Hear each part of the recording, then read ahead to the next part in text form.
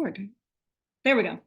I'm welcoming you here today as we sit down with Dr. Hanah Stiverson and our VFAI team to discuss threats to our democracy, how and why veterans are crucial in defending this democracy, and how veterans can build a brighter future for the country that we all love. I'm delighted to introduce our panel of three today, but before I do that, I'll just give a quick introduction to VFAI for those of you guys that might not be as familiar with our work. VFAI is a project of Human Rights First. We've been around since 2015, 2016, and we are a coalition of veterans, of thousands of veterans and allies across the country that continue their service to the United States by upholding, defending, and advocating for human rights at home and abroad. Our mission is to uphold the American ideals that veterans fought for: equality, freedom, and fairness, just to give a few examples, through education, mobilization, and training of veterans to be human rights defenders in their communities. And what we've seen lately is that when America's policies and actions no longer match its ideals, when hate and extremism are normalized, and when our democratic processes are threatened, our global legitimacy is undermined, along with our ability to protect the most vulnerable worldwide. Over the years, VFAI has been instrumental in strengthening our democracy within the United States, but as we've seen over the past few years, this democracy is at risk and is threatened, which brings us to our conversation today. We're seeing these threats more and more often. We're seeing them when there was a U.S. Navy veteran who federal officials say rammed into the United States earlier this month, who had QAnon-linked presence online. We're seeing this where, as Trump continues his campaign, he's leaning into the narrative of January 6th. And these are just the national headlines that we're seeing. What's even more insidious, and what we'll talk about today, are more local examples of how we see this play out. For example, I just saw a story this morning about how a superintendent in Oklahoma is injecting his extremist ideology into public school classrooms. So that's what we're here to talk about today. Today we have Peter Lucier, Chris Purdy, and Hanah Stiverson, speaking to these threats. First, we have Pete. Pete served as an infantry rifleman from 2008 to 2013, deploying to Cuba, Spain, and Afghanistan. After the Marine Corps, Pete worked as an oil rig roughneck, a private security guard, all while completing his undergraduate degree, which he received from Montana State University. Pete serves on the Veteran Advisory Council for Everytown for Gun Safety, and since August of 2021, he has worked with organizations that seek to assist with the safe relocation of at-risk Afghans. Now I'll pass it over to Chris Purdy. Chris is the Director of Veterans for American Ideals and Outreach at Human Rights First. He first worked on the VFAI team as a volunteer and then later joined its staff in 2016. Prior to working with VFAI, he developed school reform programs and policy with the superintendent of Atlanta Public Schools. And Chris served for 8 years in the Army National Guard, deploying to Iraq and Thailand. And finally, we're joined by Hanah Stiverson. Dr. Stiverson is an extremism researcher here at Human Rights First, where she focuses on the mainstreaming of extremism in the United States. Misogyny, anti-LGBTQ extremism, and attacks on DEI. Prior to joining Human Rights First, her research focused on the rising fascist movements in the US and how it has integrated into mainstream spaces through digital recruitment, branding, and social networking. She co-authored the book Racist Zoom Bombing, which details the racist hate speech and online harassment faced by users of the Zoom platform during the first year of the COVID-19 pandemic. Before we get started, just a reminder to please utilize the Q&A box at the bottom of your screen throughout this conversation. We're really excited to have an engaged conversation with our audience, and if there's time at the end, we'll answer a few questions. But Pete, over to you. Thanks so much, Emily. Thanks everybody who's joining us today, and thanks, of course, to Hanah and Chris. For Hanah and Chris, what we want to talk about today, and what we've been talking about for this last month as we've been prepping for this, is the role veterans play in kind of the space that they occupy in not just larger culture wars or any political question, but in these questions about our democracy. That's where we want to get. Where we can start is we know that veterans have a large kind of outsized role in culture such as it is, and we tend to be defined in very specific ways already when we enter into those conversations. To start us off, an example for me where I've felt that in my own life, I think it was 2017. It was one of the times that there was a government shutdown coming. And I got asked to do an op-ed piece. It was eventually ran in the New York Times. And it was about how veterans in the military were kind of being used as a political football in this other political conversation. That if the government was shut down, I think there was a lot of concern because it was around the Super Bowl time. And troops overseas might not have access to AFN if the government shut down. That funding wouldn't happen. And so troops overseas wouldn't be able to watch the Super Bowl. Oh, boo hoo. It was very sad. And it was used as kind of a political barb on both sides to say, well, if you're going to uphold this thing, you're going to impose this really terrible fate upon folks in Jordan and other places overseas who aren't going to be able to watch the Super Bowl. Oh no, it's your fault. But veterans were almost this kind of, and active duty service members were this kind of bargaining chip. What I wanted to say was that veterans can be used as this political football and this political bargaining chip, but it seems like it only happens when it's convenient. And there's so many other oversight questions that could be raised. And I wrote what I thought was a kind of a call to action to, hey, we should pay attention to oversight of wars and all these other kind of things. I felt like I had written a great piece, and so much so that this guy reached out to me, another vet, and he said, hey, I really like that. It resonated with me. It feels like you're really telling some truth to folks. Can I put it on some pottery? He made pottery, and I want to send you a piece. And he did, and he sent it to me.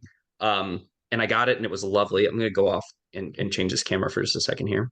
And thanks for guys for sticking with my longer story here. But I'm just gonna go here. So I've got my little war pig. That was the unit I was a part of. Here's what I wrote at the end of the essay. Some of it said, Congress isn't holding our troops hostage. Apathy is. Forever war, the casualties can't be counted in just dollars or years or budgets. It's counted in amputations and traumatic brain injuries. Gunshot wounds, birthdays missed, divorces, medications taken and prescribed, these kind of things. And he put all that on there. And at the end, he put something that kind of baffled me. He said, let's not forget to stand for the flag. Let's not forget to stand for the flag. When I said earlier that veterans tend to be kind of have a defined space, I thought I was talking about all this other stuff about policy and oversight. But for him, it didn't matter what I had said so much. He still kind of saw me as this ally in this fight against not standing for the flag. It was odd. I felt odd as a veteran. I felt like I was being put in places that I didn't necessarily want to be or necessarily take a stand in. But I think that happens to veterans a lot. Chris, you're a veteran yourself. You live life in America in this day and age. Are there times where you feel like people look at you and see veteran and kind of automatically assume that you have a role or are already taking up a certain stand on certain issues? Is that something you have also encountered? Yeah, it's I had an example in mind, but then I'm reminded actually on my wife and I's first date. I didn't tell her I was in the I had been in the military until very much later on in the evening, and I could just see like her mind get blown that here I am, talking about things even when you're trying to impress a girl like democracy, human rights. Yes, I work for a human rights organization. But I'm a veteran. I served in the military. I went overseas. I fought in a war. I did these things. So that was a really really interesting moment. But I'm also reminded of this time. It was 2004. I was young. I won't say how young, but I was young, and I was in the military. And this E6, came up to me, and he's like, talking to me, and he's like, when you get out of, that was just right during basic training, or right after, and he's like, when you get home, people are going to want to ask your opinions about things that you have no business answering, right? What should America's policy be in Iraq or Afghanistan? You don't know anything about that. You're 19. You just got a basic training. You don't know anything that these people are gonna, not be able to pick up on the news. But that credibility that you have as being a service member is what they're looking for, right? And since that, I've kept that in my mind, and I go through lots of interactions where people understand that, I'm speaking on behalf of veterans, And they don't necessarily need to know or want to know what I think should be done. They just want to know, how can they use the veteranness that I have to advance their agenda? We see this a lot of people who follow our Afghan work see this, right? The veteran community was really engaged on supporting our Afghan allies, and lots of politicians got out for years and said, we need to defend our Afghan allies on behalf of our veterans. But when the veterans said, we want an Afghan Adjustment Act, or we want an Afghan Allies Protection Act, or we want these other things that would actually do the things that would help, then the politicians kind of retreated because we weren't a convenient mouthpiece for them. I think a lot of it has to do with the social standing that veterans have and continue to have as a result of the choices that we made in Vietnam. People not wanting to remake those mistakes, but we've sung so far in the other direction that now we've become this caste in American society that's just used as a stand-in for whatever ally that people think that they need in the moment. So I don't know, Hanah or Pete, if anyone you want to elaborate on that. Well, I was going to ask Hanah. I was going to say, it seems like there is a brand to veteranness, but that brand is in contest. It's in competition for people want to define it as certain things. I know a lot of your research on it has kind of focused on that, especially on the commercial side. There are companies who try to take advantage of veteran as a brand in order to sell products. What companies did you look at? Who do you think about that? And what have you in your research kind of found as, what are they and how are those companies deploying veteran as a brand in order to kind of, win market share? Yeah, it's a really good question. And a lot of my research arose out of me personally question what I saw around myself when, I grew up in a northern Michigan in a rural community where every single person that I knew had some connection to military or the veteran community. There's my grandfather was a World War II veteran, my uncle was a Vietnam veteran, my dad was reserves, and I didn't know anybody who didn't understand themselves somehow adjacently placed into that space. And there wasn't, growing up in the the 80s and 90s, early 2000s, which is dating me, but You're among friends, Hanah. It's okay. yeah. uh, there wasn't this assumed ideal or this assumed persona as much. There was certainly the mobilization of patriotism linked to being veteran back then. And there were moments of like political upheaval where that was mobilized in very particular ways, like Vietnam, for example. We've seen that throughout more recent, like modern history. But what I saw change at the time that I started my project was this commodification of it in a very particular way. And the goal seemed to be to fully define the political ideals, the values of veterans and active military for political purposes, and then to sell it to a civilian audience. Some of my research focused on particular brands that do that in a very overt way, and that's like Black Rifle Coffee Company, for example, or Nine Line Apparel, who have political messaging tied to their commerce.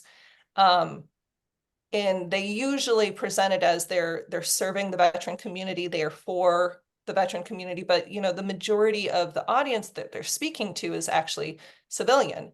And it's a way of marketing this veteran or military warrior personhood through clothing, through coffee, through whatever you're selling at that time, so that they can almost put that on and then go out and play warrior in civilian situations, which what jump started this is seeing a lot of those brands show up at January 6th.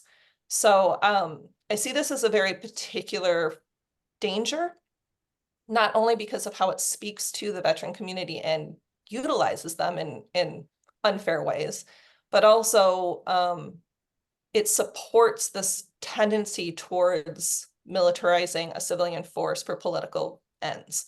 And I think that's dangerous and concerning, and it's also very weird to watch. So yeah, that's where my research started.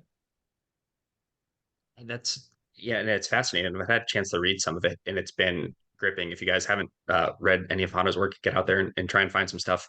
And a lot of it's on our HRF website. We'll include it in the links afterwards. Hanah, you talked about warrior as a brand. Yeah. I think I know what that means, but maybe for people who aren't, and to me, it means lots of things. I've seen a lot of this messaging. It's targeted at people like me or uses and people like me in those ads. But could you unpack that a little bit for us? What is, in the eyes of this kind of messaging, what does warrior mean? What other connotations does it have there? Because there's Spartan warriors, there's folks who are politicians who would call themselves warrior. I'm fighting for a cause. It seems like this is a little more insidious, and there's more baked into it than just that. Yeah, it's a complex question, because I think being a warrior means something very different for somebody who has served and for somebody who imagines themselves as a protector of certain ideologies at home, right? And that certainly there's overlap with that. But I grew up in Michigan. That's a heavy militia state. Lots of men like to describe themselves as warriors, whether or not they had connection to the military. So I always understood it as a very nuanced term, a very personal term. But excuse me, with these brands, they're being very, very strategic with the way that they're presenting what it means to be a warrior. It's to be tied to the military, but you don't have to actually serve or have a connection to it. It's that you have to take certain elements of what a soldier is, and then you dress like them, you believe like them, and you act like them in other circumstances. And they are the ones that get to narrate, like, choose what that looks like. So an example, I don't know if everybody's familiar, or if they if they watched as closely the January 6th play out, but during the attempted insurrection at the Capitol, there was a couple like really notable figures that made the rounds in media. One of them was labeled the zip tie guy. He was a guy who was in full garb. He had like a mask on, and he had a tactical vest on, and he had multiple patches. And he's weirdly enough, he stormed it with his elderly mother behind him, also in like partial tactical gear. But he was holding zip ties, and the assumption is he was looking for senators and congresspeople to tie up, so that they could decide what to do with them at the end. It was very, it's scary to watch. And so he was labeled zip tie guy, and I did a lot of visual analysis of that event. And what I noticed is he had Black Rifle coffee gear, and he had a Punisher skull, which if you want, we can get into later. But the Black Rifle coffee gear, just, so I don't get sued, they did reject that. They did say, we don't want anything to do with this, whatever. But he had taken on emblems in the way that military forces will use patches to signal troop membership, or any other kind of membership, or just for the fun of it. They use patches as part of that look. And he had done that to signal to these memberships in brands. And that spoke volumes, right? Like, that is what Black Rifle Coffee was about. It was about branding yourself as a particular warrior, branding yourself as a military insurgent. And they took that, some people took that seriously. And we saw the evidence of it in multiple different ways. So the idea then, if I could just jump in, being that the military personnel, veterans, they like Black Rifle Coffee Company because of their innate veteranness. Therefore, if I like Black Coffee Company, I share some sort of kinship or relationship, or, am able to associate myself with their valor. Definitely that. There's that more obvious connection. Like they said, this is a veteran community. We or employ veterans, so therefore you're supporting veterans if you take part in this, if you purchase our stuff. But another part of it is, like, it almost removes the requirement of the veteran. It's like, if you wear this, it's like wearing patches from your troop. If you wear it, it shows that you're connected to this community. And it's a subtle thing, but it works on people. Like, they really believe, I do this, I go to the gun range, I practice, I'm military. Yeah, there's something about putting on the clothing that I mean, and this is a far beyond the scope. I had a good talk one time with Phil Cly about this, that like it's a priesthood, right? And priests wear vestments. Like we are literally like when you put on the thing, then you become the person who can do the rituals and the sacrifice, right? But yeah, it's in the same way of donning, if anybody's Catholic out there, but like the stole before you go into the confessional.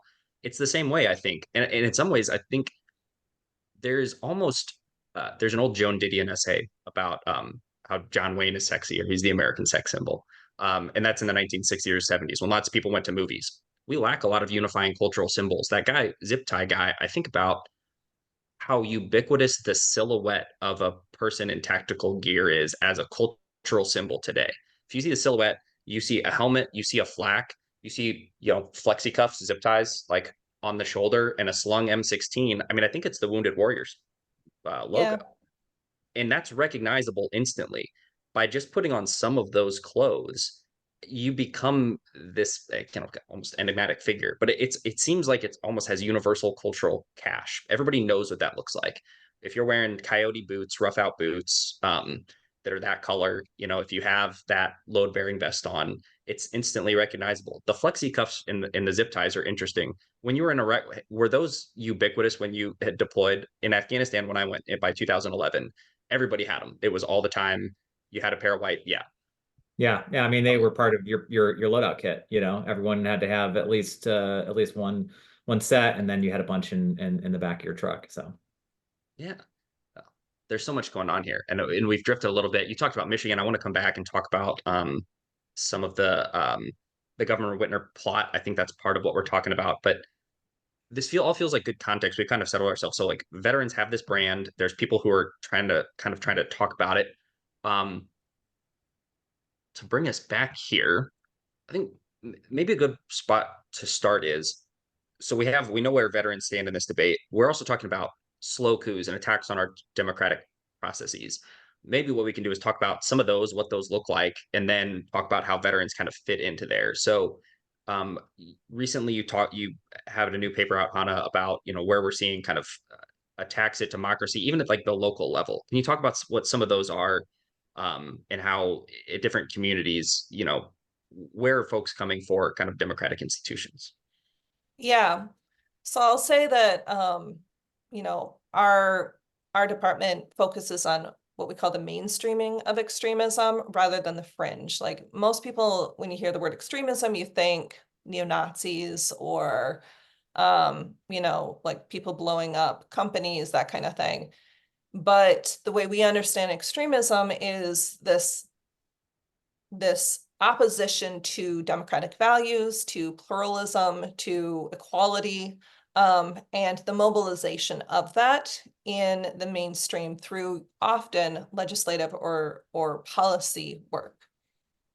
So we do have a lot of emphasis on tracking and understanding how rhetoric and views are put into legislation as a way of attacking our democratic institutions and rolling back rights for the people they are intended to serve. So some of my recent research focuses on public education as one of the key institutions that support American democracy, or historically has been a very contested field. It's not like a new thing to target it for anti-democratic views. We like go back to the desegregation laws and the rejection of that in much of the South through different policies to skirt around those laws, or the long history of trying to undermine the Department of Education. So, but on the very local level, there's been a ramp up of these strategies and how they're impacting parents and students and communities writ large. You mentioned Ryan Walters in Oklahoma, the superintendent. He is deeply opposed to any kind of inclusivity around LGBTQ plus policies or curriculum materials, or just general support for students who fall into that community. And he's a good example of where we're seeing this being targeted. Florida, of course, Texas, Arizona, for example. And the reason why we're really concerned about it is because this is a more insidious and subvert form of anti-democratic movement. And it's harder to push back on that than simply sending the FBI after a neo-Nazi group that's like storing up guns. It's more difficult to push back on it because it's going through legal avenues.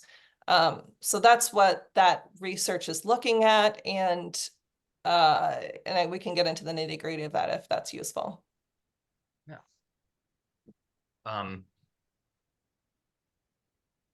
No, that's good. Chris, for you from the veteran side, something I notice sometimes is so talking about some of these debates. I don't have kids in school, but if I showed up at a PTA meeting and there was a school board who was running on something that Hanah is talking about, sometimes I feel like because I have a mustache, I'm a white dude, people know that I'm a vet. They might kind of automatically assume which side I'm on. Have you ever had that experience? That people, or sometimes people confide something into you that they think they maybe shouldn't share, but they assume because that veteranness is then linked with some of these anti-democratic movements.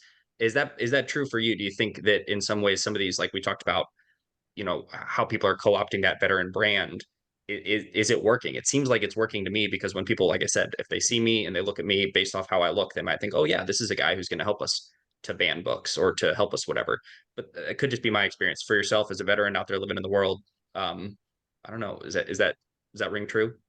Yeah, I mean, obviously bearded white veteran, cis male. I mean, there is an image of what a conservative veteran looks like. And I got news for you. I'm, kind of really, really leaning into that, I guess.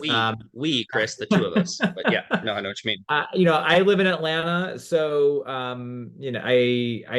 I think just by where I am, I don't think that I see, thankfully, in the city of Atlanta, public schools, which I'm a former employee of, proud supporter of public schools, firmly believe in public schools. We don't see a lot of that happening here. Now, you step 1 foot outside of the perimeter, which is the big main road around Atlanta, and you get a different situation. And I'm reminded of this time I was, well, actually, it wasn't even Atlanta. It was in New York City. I was on my way. I had to take a transfer bus from Newark to LaGuardia. It was a shuttle back in 2015, I think. And this woman sat down next to me, and we lost Pete, but I'm going to keep going. There's Pete. Okay. So this woman sat down next to me. She was actually a recruiter for a government agency, which I won't name. But she started talking to me about her opinions on Black Lives Matter. And social justice protests, racial equity protests that were happening the year before. And I was shocked at some of the things that were coming out of her mouth, to me, assuming that she just made an assumption based on the limited things that I told her. Yes, a veteran, going on a trip overseas, this is what I'm doing. And so it is unfortunate, which is why I think I maybe intentionally since then just become much more louder in my opinions about where we are as a country, and some of the things that we need to do that are morally and ethically right, that might in the moment look like not great things. So I have gotten that for sure. Yeah. And I think at the end we're going to talk a little bit about, and I think some VFAI members who are joining us, and folks who are veterans, probably something they're experiencing as well. And so at the end, talking a little bit about, maybe how we can reclaim some of that space. But back to Hanah. So it seems like veterans are being used in this way. They're certainly entering into this debate, the brand of it, and then veterans specifically. You talked earlier, I'd like to go back to, you said you're from Michigan, and certainly there was a plot, but can you talk a little bit about the Governor Whitner thing, or other examples where you're kind of seeing, maybe it's not just these culture wars. Chris and I talk a lot about kind of Colin Kaepernick. I get asked to weigh in on that all the time. It's an interesting thing, but those are sort of benign, or maybe perhaps banal compared to, or maybe those things kind of lead to some of these bigger outbreaks or instances of really extremist conduct, where people are actually activating and taking active step towards towards anti-democratic actions, specifically the one, that we saw with that plot kind of in Michigan. Maybe you tell us a little bit about that and how you think kind of veteranness plays into some of those things. Well, I don't want to get too into government because I think that one was very complex. It had a lot Whichever, to do yeah. with. But I think there is this inclination towards militarization and like understanding themselves, or individuals, whether they were veterans or not, understanding themselves as to be American is to be militant. That's the key danger, I think, that American values, patriotic values, to be patriotic, means to be willing to conduct violence at home or abroad, whether or not you're connected to a military force or it's state-sponsored. And so in moments of political turmoil and mass amounts of mis and disinformation and conspiracy theory, which is what what the plot against Whitmer was situated in, we see an upsurge in violent attempts like that. So I think that's speaking to the larger danger. With Kaepernick that you're bringing up, that's a culture war that's being mobilized and then situated within this already dangerous space of to be American means to be willing to conduct violence. And so while it might seem ridiculous that people had such strong opinions about somebody who was taking a stance for racial justice, what resulted from that was a huge movement and then a huge violent opposition to that movement. And then alongside of that, people tried to mobilize brands like Black Rifle Coffee Company, for example. It was, well, sorry, not Black Rifle. That was in rejection to something Starbucks did, but Nine Line Apparel was a rejection for Nike's deal with Kaepernick. So brands that want to plug into a culture war for profitability, but also then feed into it and then feed into this direct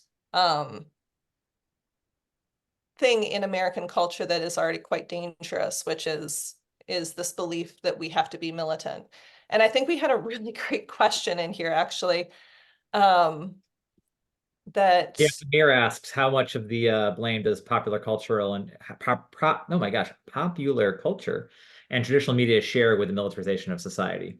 Yeah, the answer is so much, all the things. It's a great question because it is, I would place the blame very firmly in their corner, while recognizing that the DOJ has a long relationship with Hollywood in doing state-sponsored propaganda. That's something that my research looked at slightly, but you brought up John Wayne. He was on a committee sponsored by the DOJ in the Cold War era to what did they say? Like basically to re-up patriotism and to ensure the civic support of the military and jumpstart all of this. And he kind of took it as his life mission. He wanted to be this warrior figure and tie it with cowboyhoodness. It was very strange. But Hollywood has a very long relationship with the military in like constructing what the American warrior is and American ideals. And then propagating it in a lot of ways that aren't directly linked to DOJ efforts. So, or sorry, I say DOJ, I meant DOD. DOD, the whole time, every time I said DOJ, I meant DOD, sorry. So they don't even have to be directly sponsored by, it just kind of became this ubiquitous field for Hollywood and for other forms of traditional media to constantly reproduce American values connected to militarization. And of course, when you're watching it, those folks who believed in that fully didn't necessarily need to then serve to feel connected to it. They simply had to claim themselves as American patriots and then feel connected to the emblems of that patriotism, which is very often tied to gun culture or willingness towards violence. Yeah, I mean, you bring up John Wayne, who very famously never served in the military, I believe. Compare that to other actors and thinkers of his time, Jimmy Stewart, Kurt Vonnegut. who did serve in World War II in Korea and who, you know, have had a different perception of patriotism. My John Wayne anecdote for Amir, even though I'm hosting, is pop culture is kind of my favorite thing to talk about with this is looking at movies from the 60s and 70s, or even Star Wars, which comes out first one 77. If you look at the stormtroopers in that movie, they shoot from the hip. They carry rifles that seem like kind of cartoonish, the blaster rifles. Um, Punisher culture, tactical culture, the post 9/11 influence on movies. If you watch The Mandalorian now, so a modern produced Star Wars, stormtroopers don't shoot from the hip. They carry things that look like AR-15s. And everybody in movies now, if you go back in the 80s and you look at cop movies, they're shooting revolvers and they're shooting from the hip. It's cartoonish and it's cowboy-ish. Yeah. They look like these old movies. Now everybody's here. Everybody's tactical. Even stormtroopers in modern day Star Wars.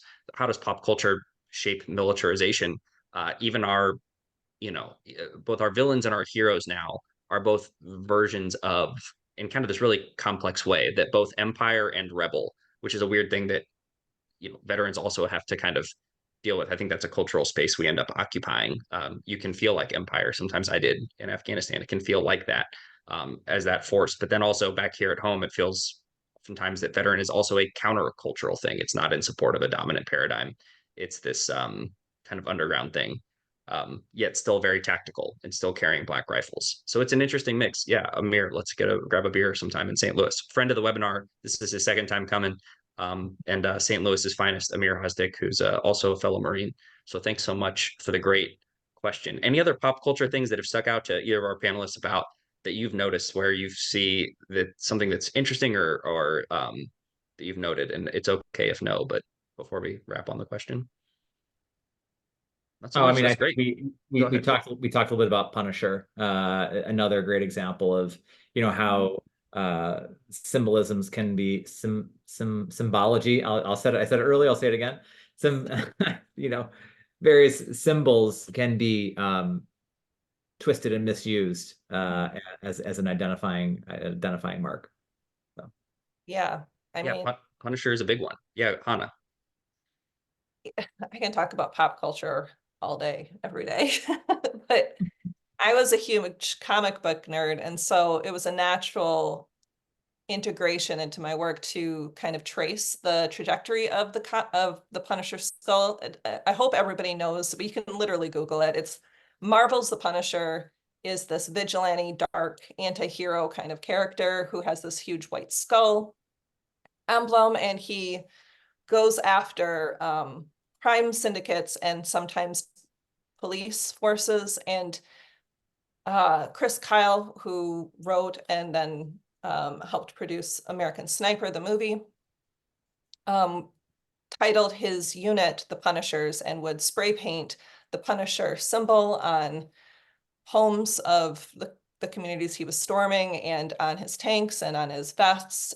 And the quote, which I hope you can excuse my crass language, is he wanted them to know that they were there and they could fuck with them. So it was kind of a grotesque use of an image. And the reason I think he in particular was attracted to it is because Punisher is known for skirting around red tape. He didn't believe in following the rules. He wasn't under any kind of institution. He was a true vigilante, and he could use violence at his discretion. And so that was really what they were connecting to. And around that time, he started, when he wrote the book and then the movie, there was this surge of other veterans using the image, and then eventually far-right extremists like at Charlottesville using the image, and January 6th using the image, and police forces during the Black Lives Matter protests using the image in opposition to Black Lives Matter. And so we can see how both the ideals represented by this image and also the brand that it's connected to with the military force and the veteran community moves to both civilian and police spaces. So it's the creator and writer designer of Marvel's Punisher hated it. Like, he kept trying to reject it. He kept saying none of this makes sense. But it didn't matter because it had taken on its life of its own and it became its own thing at that point. Yeah, it's a strange thing. It's been around for a while. I've deployed to Afghanistan with a guy who carved the tops into his magazines, half the Punisher side on each one, Yeah. so that when they sat 6 mags, with the bottom side up, you could see the skulls on each of them. And I remember thinking it was kind of cool at the time. And yeah, having to move away from that has been an interesting journey. So yeah, we're talking about this brand that is being fought for, but mostly seems to be going one way. Is there anything specifically coming up in 2024, or maybe looking beyond to 2025 as we're in the election season? Are there specific um, issues where we see the veteran brand kind of being mobilized around or deployed at a local or at a national level? But where specific actors might be trying to, really use it? Are there hot topic or hot button issues that you think that, veterans are really being called to participate in, whether that's, campus protests or overseas wars, or where do you see that brand kind of being deployed right now in this particular election season? Yeah, I can talk a little bit about that. And I know, Hanah, you also have, I mean, you also have some stuff as well. I will say for us, we're launching again our Vet the Vote campaign, or we're participating in the Vet the Vote campaign where veterans are out as poll workers. We are kind of taking this idea of veteranness as social credible social messengers, hopefully doing something good with it. So, that is something we've done for this will be our third cycle. But what I'm seeing in antithesis of this is people who who have election denialism, who are looking to discredit the democratic process. We are seeing actually organizations pop up where they're trying to recruit veterans in communities to go out and be not poll workers but poll watchers, right? And Hanah, I don't know if we had talked a little bit. We haven't prepared to talk about this, but we have talked about this in the past. Can you talk a little about those groups, and maybe there's some other things that you're thinking of? You mean the groups that are trying to use it in Yeah, a that are using the veteran. I think what I'm trying to say is that we are seeing veterans being recruited to discredit the electoral process by yeah. going out and finding problems in the election as poll watchers, for Yeah, example. absolutely. I mean, since the prior presidential election, there's been a surge in election denialism. And so there's a variety of different asymmetric organizations that are using different tactics to try to discredit election systems and the electoral process, and also then to discourage voters from actually showing up to the polls.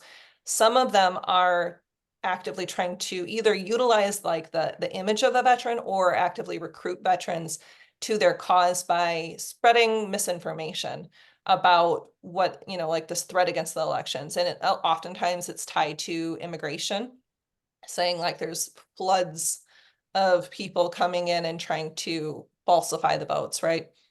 And so I think the thing to watch for and to try to be hyper aware of is how it's being integrated into the election spaces, and then how that's being connected to immigration spaces as well, because both are very dangerous spaces to have any kind of authority being given to it. So it's something we're concerned with, and I think there's also a lot of opportunities, like with any other kind of institutions that are under attack right now, to have veteran voices show up, be heard, be noisier than the opposition, and to lend their credibility to those spaces as well.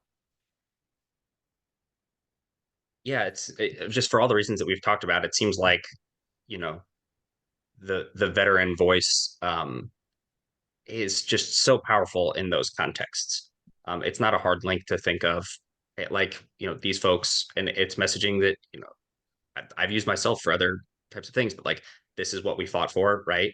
And this is what I defended, and then you get to define that thing and say if this is something else. But I think one of the things about the election denialism and how pernicious that is that those used to be things that I think would be more like kind of universally held and claimed, and even those really common values about like election fairness and things are now those are spaces that kind of used to be off limits and feel more, nonpartisan. Now veterans are being exploited and kind of deployed in those spaces in really targeted, partisan, and dangerous ways.